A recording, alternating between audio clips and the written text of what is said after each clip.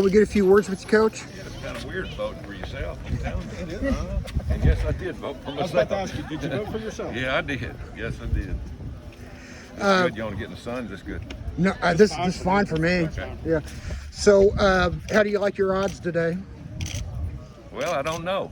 You know, I've never been in this situation before. Although this is my third election, we had a primary and then we had a runoff.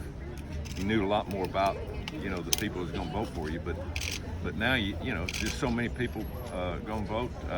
I think they're good. We've led in every poll that we've been in for almost 2 years, but at the end of the day, the only poll that counts is the last one today. So True we'll see enough. what happens. So, again, yeah, I mean, with you being in such good shape, I mean, it's a very distinct possibility you'll win tonight. Has it started to soak in yet that you're going to be U.S. Senator before too long? No, no. You know, Is it scary at all? Well, no, not really. It's not scary. It's just, you know, I've been working so hard. You never put it into your mind that the end is near to where, you know, it comes to fruition. It's kind of like winning a conference championship game in the SEC or title at the end of the year. You know, you don't think about it. You just work till you get to that point. Then when it happens, you go, man, we just won the conference. So no, you never put the cart before the horse. And I think I've done a pretty good job of just kind of saying, you know, is there anything else I can do? Just keep working.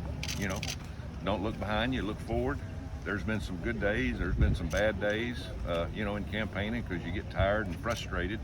But at the end of the day, I've made a lot of new friends, and I've been all over the state many times in the last 2 years, and I have enjoyed every bit of it. But I will say this, hardest thing I've ever done. And I've probably overdone it to some degree, but football coaches, we don't know how to stop. We just keep going. And, you know, you just my wife told me, said, no, when you do this, don't come home till you win. So hopefully I get to go home tonight. Well, and with all due respect, sir, I think some of the media people and myself wish maybe you'd been a little more accessible during the campaign. Well, what we did is we put together a game plan of, you know, of being more accessible to the people, and probably we could have done a little bit more with the media, but I wanted to go face to face and talk to the voters, let them ask questions. I didn't try to win it on TV. Heck, I didn't spend an eighth of what my opponents spent. But you know, you go over your game plan. We sat down when we started this, say, let's go to the people and do it right. Let's tell them why you're doing it, because you're a football coach, and why you're doing it, why you think you're qualified. And I think it's resonated because, heck, I won the runoff 23 points, you know, or 22 points, something like that. So, you know, there's probably different ways we could have done it, but at the end of the day, we'll see if our game plan worked of being very accessible to the people and kind of making sure everybody heard exactly what I was talking about. Okay, fair enough. Yeah. I'm kind of curious. You've expressed your support for President Trump in no uncertain terms. You want to go up there and work with him and help him out.